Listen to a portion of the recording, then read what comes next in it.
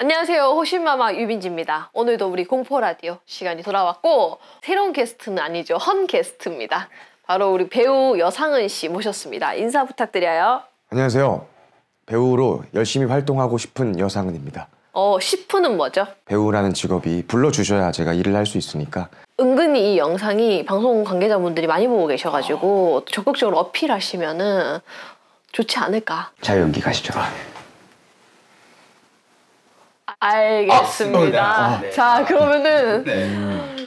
오늘 사연을 본격적으로 소개를 해드리도록 할 텐데, 자, 오늘 사연은 가명으로 빛나님이 보내주신 사연인데요.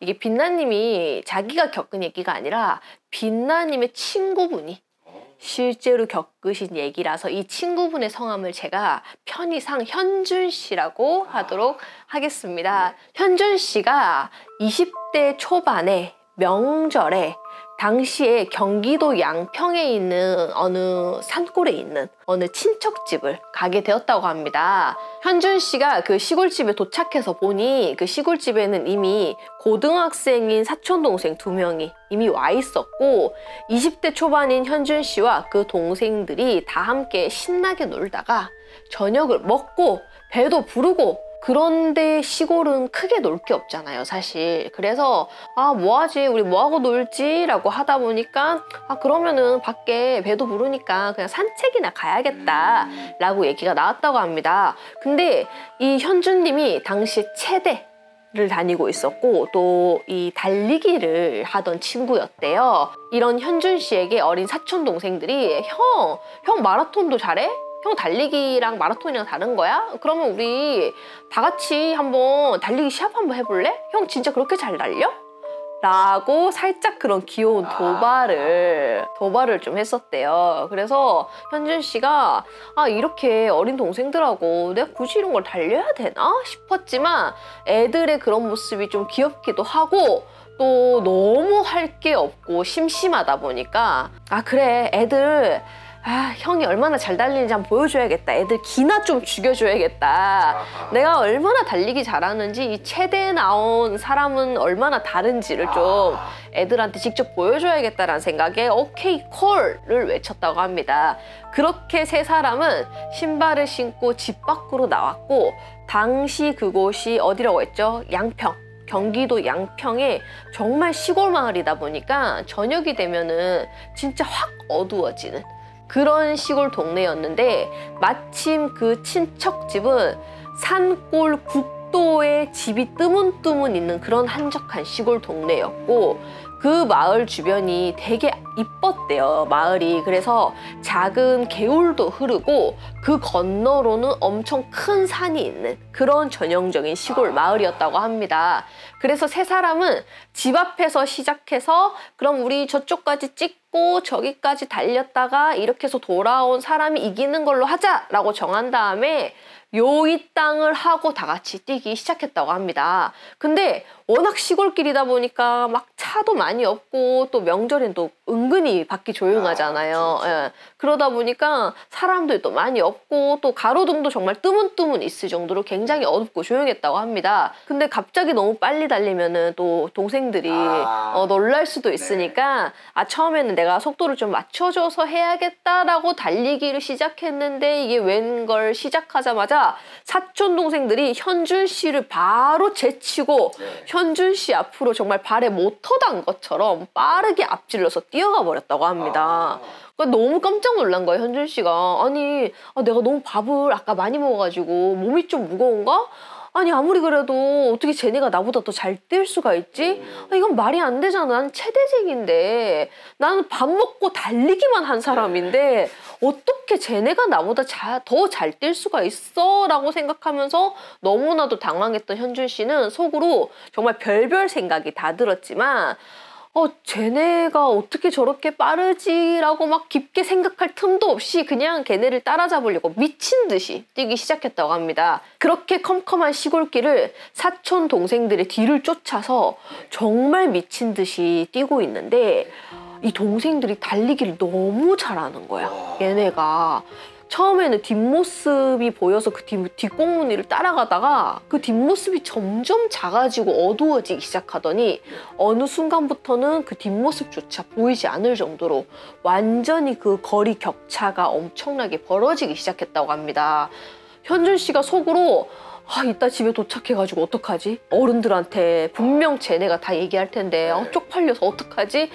라는 생각에 이제 부모님이 그럼 최대 뭐하러 다녔냐 할 거고 진짜 어떡하지? 라면서 생각하면서 달리고 있는데 갑자기 어디선가에 형!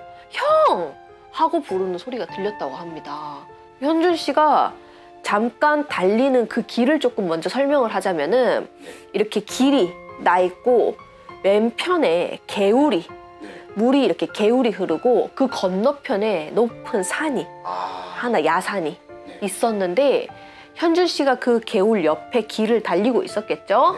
근데 어디선가 형! 형! 부르는 소리가 나서 달리던 속도를 천천히 늦추고 소리가 나는 쪽을 쳐다봤더니 사촌 동생들이 어느덧 옆에 개울 건너편까지 달려가서 현준 씨를 부르고 있었대요. 근데 그 개울을 건너가려면은 정말 한참을 돌아가야 되거나 그냥 단숨에 갈 수 있는 길이 아닌데 언제 쟤네가 저렇게 빨리 건너갔는지 이미 반대편 개울에서 이 현준 씨를 부르고 있었던 거야. 그래서 깜짝 놀란 현준 씨가 속으로 뭐야, 쟤네 진짜 미친놈들 아니야?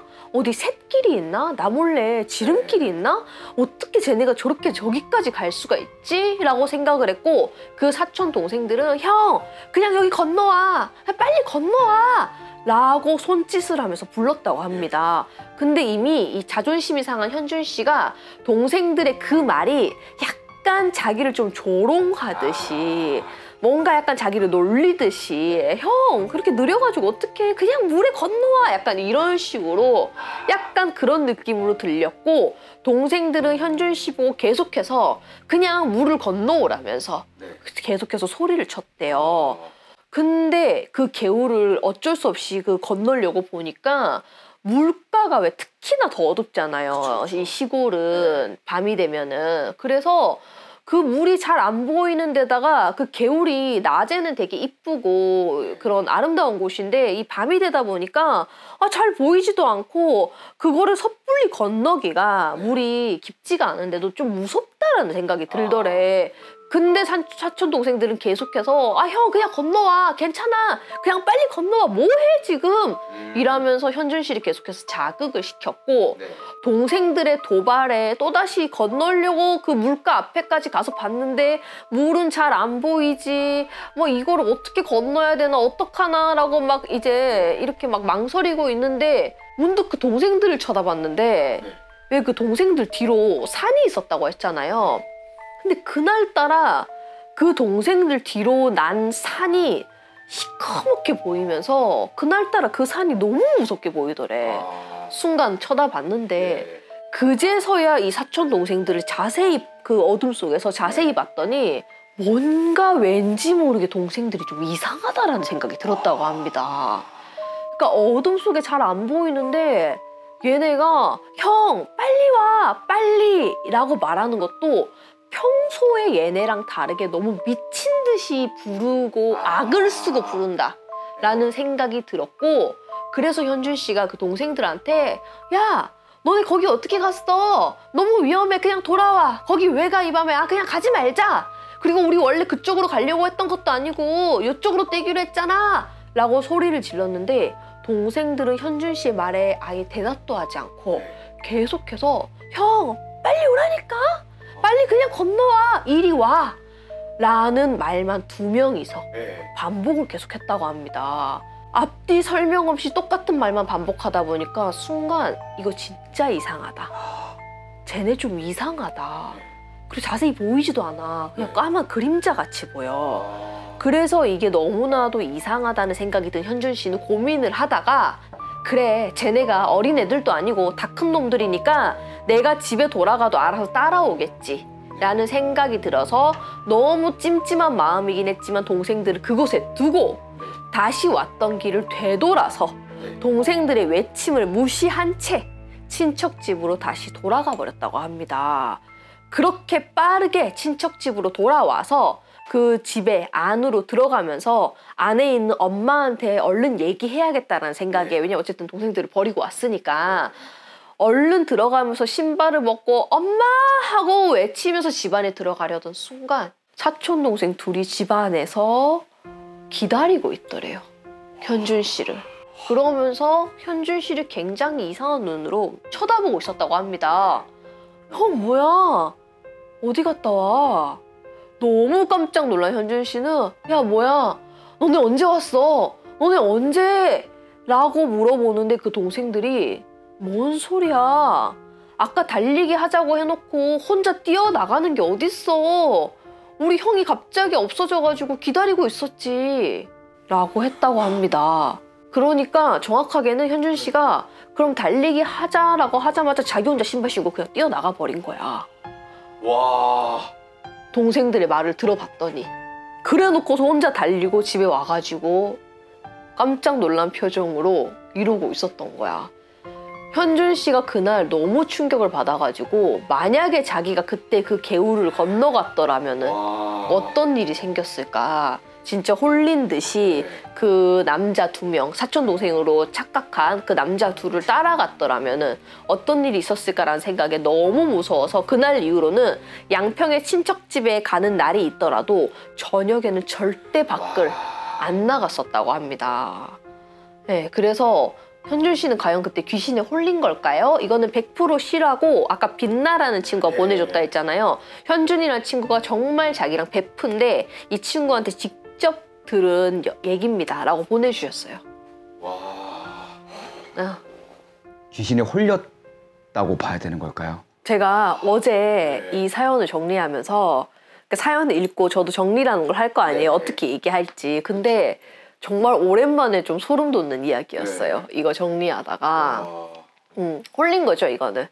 특히 이런 개울이나 산 쪽은 귀신이 많기 때문에 이렇게 홀릴 수가 있습니다. 근데 이 현준 씨가 홀린 거는 좀 세게 홀린 거죠. 왜냐면은 만약에 현준 씨가 진짜 뭐 어디에 장을 보러 갔거나 잠깐 밖에 나갈 일이 있어갖고 그 근처를 지나가다가 저 남자들 누구지 해서 홀렸다면 이해가 되는데 거의 이거는 집 안에서부터 홀려갖고 지 혼자 뛰쳐나간 거잖아. 네. 자기 혼자 갑자기 신발 끈 묶자마자 갑자기 막 동생들하고 달리기 할까 혼자 쌩 이런 거잖아.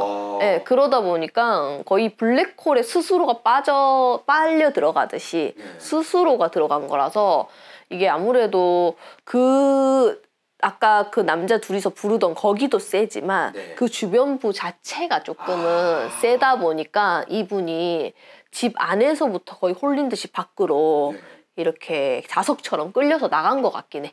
와, 진짜 만약에 그 개울을 건너갔으면 정말 큰일이 생겼을 수도 있었던 거네요. 그러면은 사고가 났겠죠. 그런 경우는 사고가 날 확률이 높죠.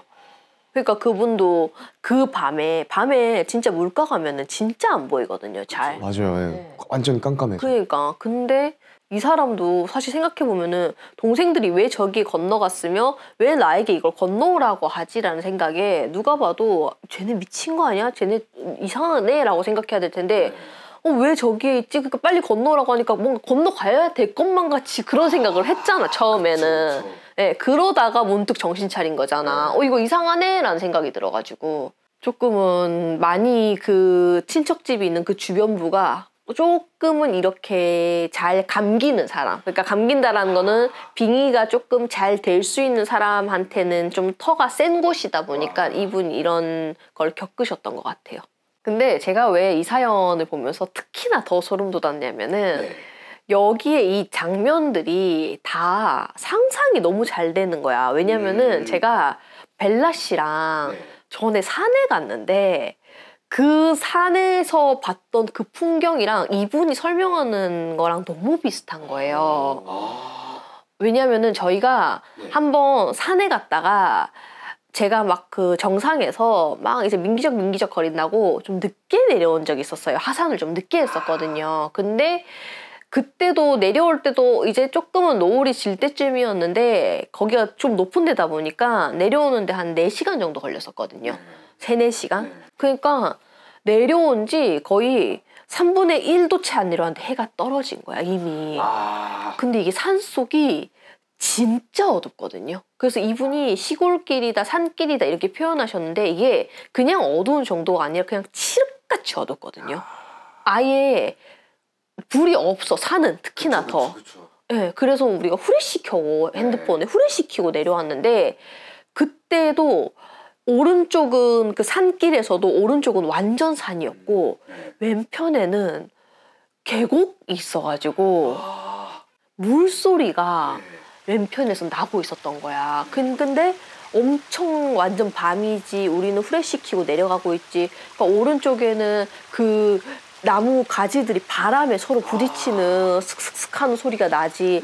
왼쪽에서는 내려가는 길에 왼쪽에서는 그 물이 이렇게 물소리가 또 엄청 나는데 그게 개울 소리가 막 계곡이라 해서 막 진짜 막 파도 소리처럼 콱콱콱 이렇게 나는 게 아니라 되게 이 시냇물 소리처럼 되게 은은하게 나거든요. 근데 밤이 되면 그게 조금은 더 약간 울리는 듯한 소리가 나요.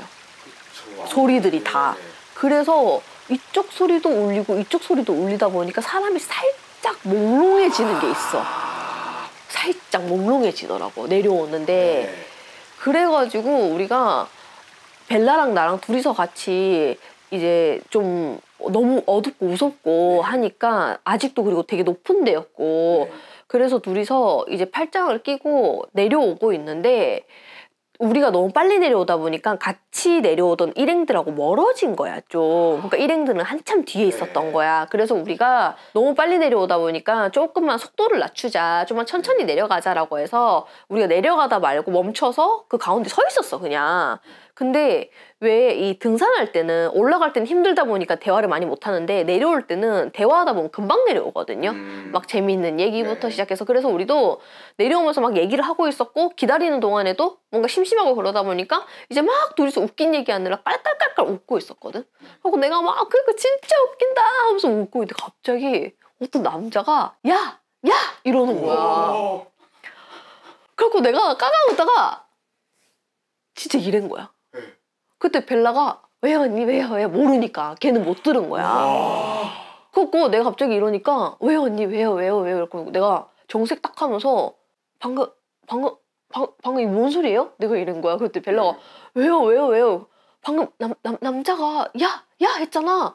그래갖고 벨라가 웃다가 갑자기 애가 왜 그래요 언니 하면서 그래갖고 우리 엄청 놀랬잖아 그때. 근데 내가 너무 선명하게 들은 거야. 왜냐면은 그게 우리가 맨 마지막에 내려가는 팀이어갖고 뒤에 누가 있거나 하지도 않았어. 거기가 막 정상이라고 해서 막 엄청 넓거나 이런 데가 아니라 누가 있는지 다 보이는 그런 정상이었고 그래서 우리가 분명히 마지막으로 내려왔었고 물론 뒤에 한 팀이 더 남아 있었는데 그 사람들은 약간 무당들이었거든. 여자 3분이었나 그랬는데 우리가 내려가고 나서 뭔가를 하려고 하는 듯이 이제 우리가 내려갈 때쯤에 돗자리를 이제야 피기 시작하더라고. 그분들 어떻게 내려오실지 모르겠지만 네, 원래는 그렇게 하면 안 되지만 근데 그 얘기는 이 얘기를 하는 이유는 그만큼 우리 뒤에 내려올 사람이 없었어. 그리고 이게 왜 그럴 수도 있지. 누가 우리를 놀래키려고 야 할 수 있는데 그게 그냥 사람이 야 하는 게 아니라 진짜 확성기에다 대고 공간이 울리는 소리 있잖아. 야 이렇게. 그리고 남자야 너무 선명하게. 그래가지고 내가 너무 깜짝 놀래가지고 우리 둘이서 완전 하다가 내가 이러고 그리고 약간 가자고 내려가자고 더 내려가서 기다리자고 그래갖고 더 내려가서 기다렸잖아. 왜냐면 그 야야가 되게 약간 너네 시끄러 약간 이런 느낌이었어. 내가 느끼기로는. 그래서 벨라 보고 조용히 하라고 하고 내려갔었거든. 그래서 제가 이 사연을 조금 무섭게 봤던 게 그때 내가 그 겪었던 그 분위기랑 이분이 말했던 그 개울 그리고 그 사촌동생들 뒤로 보이는 그 산이 밤의 산이 진짜 어둡거든요. 그쵸. 그리고 우리도 어떻게 보면은 전문 그런 게 있었으면은 막 그런 후레쉬나 그런 걸 들고 갔을 텐데 우리도 그렇게 늦게 내려올 줄 몰랐던 거야. 그러니까 핸드폰 후레쉬 2개로 하는데도 진짜 앞에 딱 요만큼만 보여요. 길이. 저도 어릴 때 시골 출신이라. 그치 맞아 시골이니까. 이게 눈 앞이 아예 가려져서 어둠 같은 느낌 있잖아요. 아예 여기 뭐가 커튼이 바로 눈앞에 있는 것 같은 그 느낌이 확 들어가지고 맞아. 진짜 공포스럽더라고요. 그러니까 진짜 빨리 어두워지더라고요. 거의 우리 그 물 범람하는 속도처럼 정말 급속도로 어두워져요. 그냥 어두워지는 게 눈에 보여. 근데 그때 내가 그 소리 들었던 게 약간 우리가 깔깔깔 웃고 막 떠들고 있었잖아.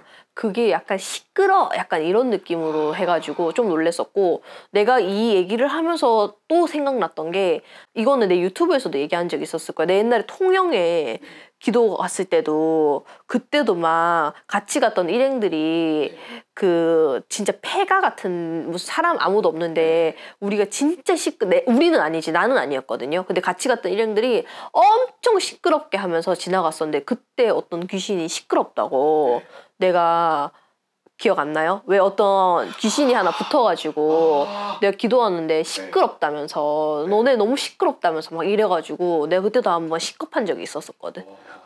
그래서 내가 이런 얘기 하면은 또 어떤 분들이, 아니 무당은 귀신을 많이 못 본다고 제가 아는 무당이 이런 소리를 하던데 라고 얘기를 하는데, 이거는 귀신을 보는 거랑은 달라요. 보는 거랑 느끼는 거랑은 다릅니다. 내가 막 길 가다가 저 귀신 이게 아니라, 이렇게 기도를 간다거나 했을 때 어떠한, 이거는 자연에 있는 잡기 중에 조금 센 게 시끄럽다라고 소리치는 거를 순간적으로 느낀 거잖아.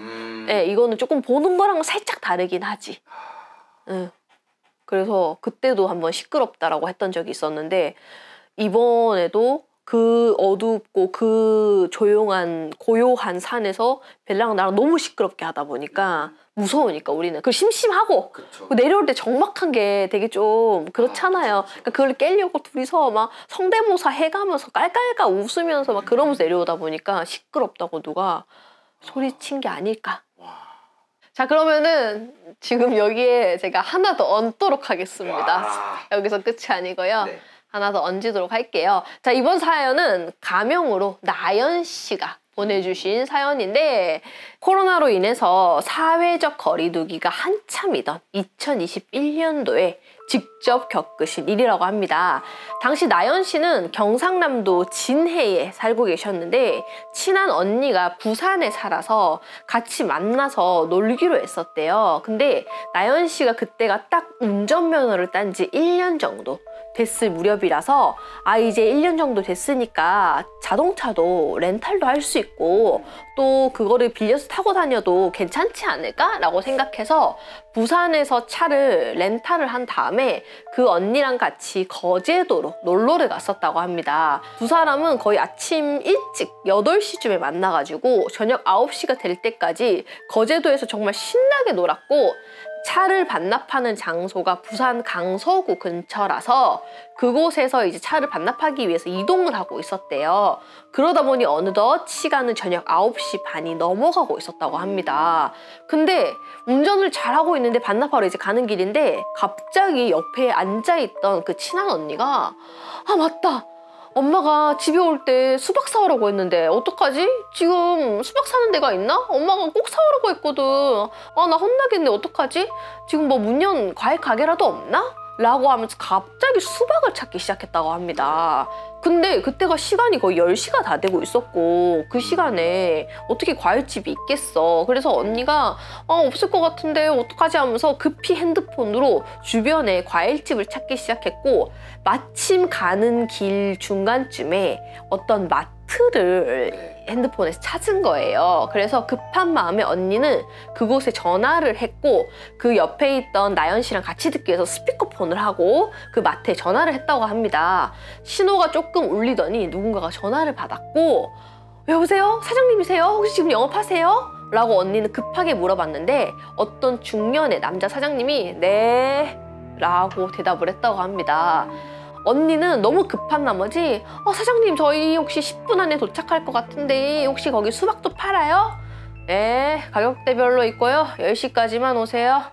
라고 사장님이 대답을 하고 전화를 끊었다고 합니다. 두 사람은 시계를 보니까 9시 40분, 뭐 거의 30분, 40분 다 돼 있었고 급히 마트 쪽으로 향했다고 합니다. 그러면서 언니가 와, 진짜 너무 다행이다. 엄마가 오늘 무조건 사오라고 해갖고 내가 무조건 사오겠다고 했는데 어떻게 딱 마침 가는 길에 딱 찾았지? 우리 진짜 운 좋다 라고 언니는 얘기를 했었고 10분 정도 지났을 때 언니가 알려준 주소지에 도착을 했었다고 합니다. 그때 시간이 9시 50분 정도 됐대요. 정말 아슬아슬하게 안 늦게 도착을 한 거지. 네.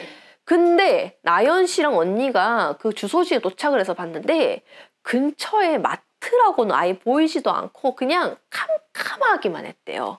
문이 전부 다 닫혀있고 아무것도 없었다고 합니다. 언니는 혹시라도 더 늦어가지고 마트가 진짜 문 닫을까 싶어가지고 얼른 잠깐만 여기 세워봐봐 하고 차에서 내린 다음에 주변을 막 두리번해서 찾아보더니 이내 차로 다시 돌아와서는 이상하다. 주변에 마트가 아예 없어. 여기 분명히 맞는데? 라고 했고 나연 씨는 언니 주소 똑바로 알려준 거 맞아? 거기 진짜 주소 맞아? 다시 확인해봐 라고 했었다고 합니다. 그래서 그 언니는 여러 번이나 주소를 그 지도에 검색을 해서 다시 봤는데도 분명 여기가 맞았대요. 근데 거기는 그냥 불이 다 컴컴하게 닫혀있고 마트가 아예 없었다고 합니다.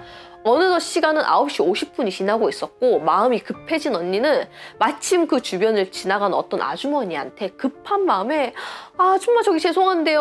여기가 마트가 있다고 해가지고 저희가 급히 왔는데 안 보여서요. 라고 얘기를 했대요. 근데 아주머니가 언니를 이렇게 보시더니 요 병원 옆에 있었던 거 그 마트 그거 폐점했어. 언제더라 한 3개월 됐나? 문 닫았는데? 라고 하시고는 가셨다고 합니다. 나연 씨와 언니는 이 이야기를 들으면서 뭔가 이상하다라는 생각에 급히 아까 전화를 걸었던 그 번호로 다시 전화를 했고 전화는 신호음이 두어 번쯤 가다가 삐 하면서 음성사서함으로 바로 넘어가 버렸다고 합니다.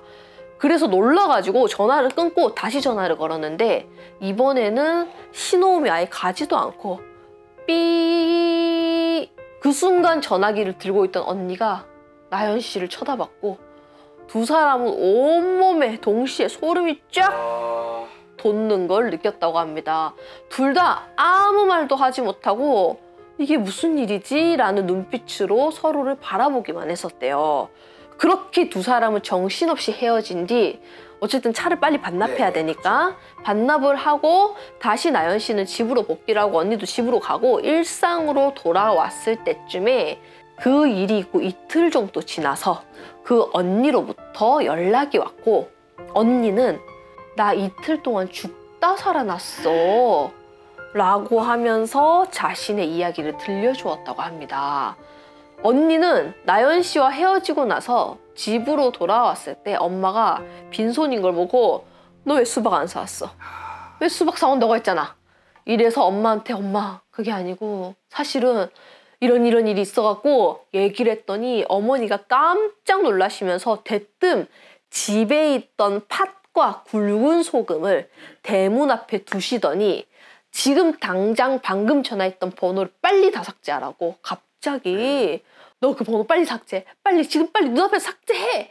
라고 하면서 그 번호를 잊어버려라면서 화를 내셨다고 합니다. 갑자기. 그러면서 엄마의 그런 행동에 너무나도 당황한 언니는 일단 엄마가 시키는 대로 무서워가지고 그냥 시키는 대로 했대요. 번호 삭제하고 그리고 나서 잠자리에 들었는데 무슨 일인지 그날 밤부터 식은땀과 고열과 구토 증상에 시달리면서 밤새 내내 아팠대요.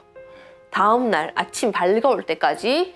그래서 다음날 언니의 상태를 확인한 엄마는 급히 주방으로 가서 식칼 2개를 꺼내가지고 대문 앞에서 그걸 식칼을 들고 양손으로 던지는 그 식칼을 계속해서 던지는 행동을 반복하시다가 한참이 지나더니 그 어머니는 뭔가가 맞아 떨어졌는지 그 식칼 하는 게 이제 괜찮다라고 했고 언니는 그날 밤부터 몸 아픈 게 싹 나아지면서 고열도 구토 증상도 싹 가라앉았다고 합니다. 참고로 언니의 어머니는 20년 전에 신내림을 받으셨대요.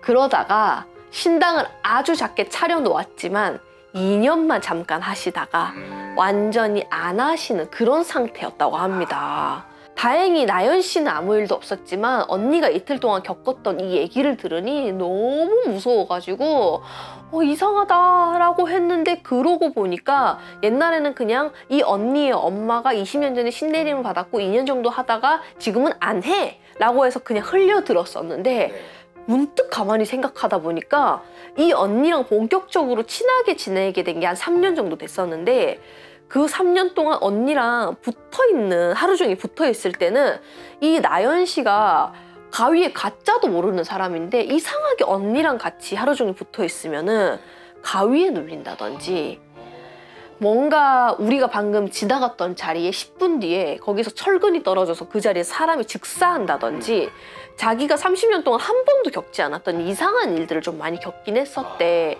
그래서 지금은 그 언니와는 연락을 잘 안 하지만 이 언니는 진짜 팔자가 센 걸까요? 라고 물어보셨고 몇 년이 지났지만 그때 그 기억이 너무 강하게 남아가지고 자기가 그 당시에 스피커폰으로 했던 그 사장님의 그 목소리나 억양이나 말투까지 그때 너무 생생하게 기억이 남아가지고 그때 좀 많이 무서웠었다 라고 이 사연을 보내주셨어요.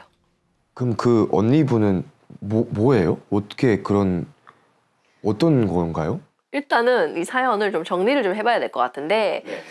첫 번째는 진짜 그럴 수도 있어요. 이 과일집이 진짜 문 닫을 시간이 다 돼가지고 전화기를 꺼둔 거야. 그러다 보니까 이게 전화가 연결이 안 된 건데 이게 과몰입으로 의미부여했을 수도 있어요. 물론 그럴 수도 있어. 근데 여기서 중요한 거는 이 나연 씨의 그 언니의 어머니의 행동이거든. 왜냐면은 어머니가 일반인이 아니잖아. 어쨌든 간에. 그쵸. 예, 일반인이 아니다 보니까 어머니가 갑자기 화를 내시면서 막 어떤 행동을 했다라는 건 그만큼 이분이 예민한 부분이 건드려졌다라는 거거든. 예, 그래서 이거는 제가 그분들을 직접 뵙지를 않아가지고 화가 날 순 없지만 사연으로 봤을 때 조심스럽게 추측을 해보자면은 어쨌든 간에 평소 이 어머니가 내림을 받고 엎으셨잖아요. 내림을 엎었다. 그러니까 내림을 취소시켰잖아요. 내림을 받고 안 하셨으니까 엎었다 보니까 이거에 대한 찜찜함이 남아있을 거고 당연히 내림을 어쨌든 받았다라는 거는 일반인보다 신기가 훨씬 더 세다라는 소리겠죠. 그거를 받았다는 거 자체가 이미. 그러다 보니까 자신의 자녀가 그런 신기라든지 혹은 이런 귀문이 잘못 발산되는 거에 대한 걱정이 평소에 많으셨던 분이었던 거야. 그러니까 집에 돌아오자마자 엄마 나 겪었어 하자마자 바로 막 어떠한 액션을 취하셨잖아요. 그래서 이게 단순히 진짜 과일집이 문 닫을 시간이 다 돼가지고 그냥 전화기를 꺼버렸는데 이거에 의미부여를 해가지고 뭔가 몸이 아플 것 같고 라는 가능성보다는 진짜로 뭔가가 조금은 있다 보니까 이 어머니가 그렇게 더 크게 액션을 취하지 않았었나? 라고 조금은 생각해 볼 수 있죠. 단순 과몰입은 아닌 것 같다. 어쨌든 간에 엎으셨든 뭘 했든 간에 내림을 받은 분의 자녀다 보니까 그 언니라는 분도 조금은 귀문이 열려 있는 분이실 거고 신기도 엄마를 닮아서 있는 거라서 같이 붙어있는 일반인인 나연 씨가 평생을 안 눌렸던 가위를 같이 눌린다든지 예, 그럴 수가 당연히 있죠. 왜냐면 팔자가 세니까 언니라는 사람이. 그래서 이게 신내림과 관련된 얘기다 보니까 좀 조심스럽긴 해요. 왜냐면은 이게 진짜 그냥 쉽게 얘기하자면 제 의견이 아니고요. 이거는 내림을 받아서 엎은 거에 대해서는 일단은 부작용이 많다라고, 그러니까 부작용 때문에 다양한 부정적인 일들이 생길 수 있다는 건 너무나도 잘 알려진 사실이라서 그렇죠. 이거는 제 생각보다는 이거는 이미 알려진 거라서 그렇게 얘기를 하다 보니까 이 언니분의 어머니도 그거에 대한 평소에 걱정이 있으셨고 그래서 이런 일이 생기지 않았나. 그러니까 언니도 그런 기운이 있으니까 또 그런 이상한 일들이 자꾸 꼬이는 거야. 네. 그래서 아마 이거는 과몰입보다는 실제로 진짜 그 마트가 폐점을 했는데 전화 연결이 된 확률이 조금 더 높지 않을까 라고 생각해 볼 수는 있죠. 참 재밌는 게 하필 또 그 어머니가 수박을 사오라고. 그치. 근데 그게 갑자기 그 시간대에 하필 그 수박이 떠올라서 그걸 수박을 찾겠다고 맞아. 난리를 부렸다는 게 그것도 좀 와, 이 전조 증세 같은 느낌인 거죠, 뭔가. 몰랐는데 손에 땀이 지금 엄청 가득 차가지고 그래서 이게 이 내림과 관련된 얘기는 제가 조금 조심스럽다 보니까 설명을 좀 득담한 느낌이 드실 수도 있어요. 왜냐면은 이게 내림을 받았다가 엎으신 분들이 실제로 되게 많으세요. 예, 많다 보니까 그분들의 자녀나 그분들과 관계된 이런 밀접하게 관계된 분들한테 이게 또 상처일 수가 있거든. 근데 이쪽 세계에서는 어쨌든 간에 내림을 받았다가 엎은 거에 대해서는 굉장히 부정적으로 보는 게 있어요. 그리고 설령 지금은 괜찮다 하더라도 그 자녀나 그 자녀의 또 자녀라든지 혹은 그 친척들에게도 영향이 간다라고 이쪽 세계에서는 얘기를 하고 있어서 우리 부모님이 옛날에 뭐 실수가 됐든 뭐가 됐든 내림을 받았다 그걸 엎었는데 이후에 어떤 일이 생겼다 하더라도 이거랑 다 연결을 짓기 때문에 그래서 제가 이 언니가 팔자가 세요. 뭐 진짜 단순하게 설명을 하자면 팔자가 세요. 엄마가 신을 받았다 엎어서 그런 뭐 신벌을 받는 거예요. 라고 얘기는 누구는 할 거야 분명히. 근데 이건 조심스러운 얘기지. 또 이유가 있으니까 분명히 엎으셨을 거고 누구는 엎고 싶어서 엎겠어요. 저는 그렇게 생각하거든요. 또 분명히 이분도 사연이 있을 거고 내림을 받는 과정에서 안 받아도 됐었는데 받았을 수도 있고 그러다 보니까 또 조금은 그게 있을 거고 마치 이런 느낌이죠. 내가 진짜 극단적으로 표현해서 개복을 안 해도 되는데 개복을 한 거야. 그러면은 그게 아무는데 시간이 필요하잖아요. 근데 하고 나서 보니까 안 했어도 됐네? 가 된 거야. 이해되죠? 뇌를 우리 인간도 왜 머리 수술은 뭐가 됐던 간에 머리는 한번 건드리면 부작용이 남다고 하잖아요. 머리는 웬만하면 절대 열지 말라는 소리 하잖아요. 열었어. 아니었네? 열 것까지 없었네? 꽤 뱄어. 근데 이거는 부작용이 남거든요. 그 뒤로 두통. 왜냐면은 그런 얘기를 많이 하시잖아요. 이게 뇌를 한번 건드리신 분들은 그 두통에 괜찮았다가도 뭔가 조금은 안 좋거나 컨디션이 안 좋거나 이러면 두통이 확 온다 하더라고. 그러니까 두통, 뭔가 아무튼 불편함 이게 생길 수 있잖아. 설령 내가 정말 명의를 만나갖고 잘 꿰맨다 하더라도. 네, 그러다 보니까 어쨌든 간에 안 열어도 될 것을 열었다라는 것 자체가 내림을 안 받아도 될 거를 받았다 혹은 내림을 잘못 받았다 어찌됐든 열었잖아요. 그러다 보니까 부작용이 조금은 있을 수 있어서 그분들은 뭐 부작용 받고 싶어서 받겠어요. 그래서 이거를 제가 이거 신벌이네요. 이거 뭐 신이 뭐 노하셨네요. 그래서 혼나는 겁니다. 라고 얘기하기에는 좀 조심스럽긴 해서 그래서 제가 조금은 말을 듣기에는 뭔가 얘기를 더 해주실 것 같은데 뭔가 하다만 느낌이 드실 수 있을 텐데 그게 그런 거고 아무래도 저는 그쪽으로 해석하기보다는 어쨌든 받았다라는 거는 그 정도로 이 집안이 신기가 강한 집안이다 보니까 이 친한 언니 역시도 조금은 좋든 안 좋든 좀 그런 눈에 보이지 않는 기운을 자석처럼 끄는 게 있으니까 이런 좀 기묘한 일들을 겪는 게 아닌가라고 해석해 볼 수 있겠습니다. 항상 매번 해주시는 그 이야기들이 그렇지만 진짜 듣고도 믿기지가 않네요. 다 너무 거짓말 같아요 진짜. 거짓말 같죠? 진짜. 그럼 제가 이분 메일 드릴 테니까 메일로 그건 아니고 거짓말 같다는 거지 거짓말이라는 얘기는 그 아니에요. 정도로 믿을 수가 없다. 자, 그럼 다음 이야기 여기서 이어서 한번 가보도록 하겠습니다. 계속 손에 땀을 지금 계속 지게 하고 있습니다. 땀이 마를 새 없이 우리 차가 식을 틈 없이 또 땀이 마를 새 없이 한번 가보도록 하겠습니다.